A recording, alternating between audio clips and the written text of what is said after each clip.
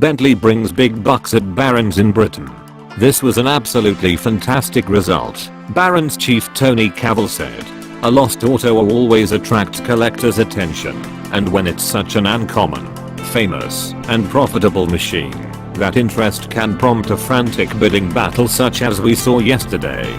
It will fascinate to see the adventure the Bentley now takes as its restoration commences. Values for the best examples of the 1954 R-Type Continental crested the $1 million stamp just as of late, in mid-2013, with the best examples now trading in the area of $1.4 million. The normal incentive for this model, right now, is $1.1 million, so in a way this R-Type sold spot on. We just expectation the purchaser saved a couple of $100,000 for a concours-review restoration. J. Ramey.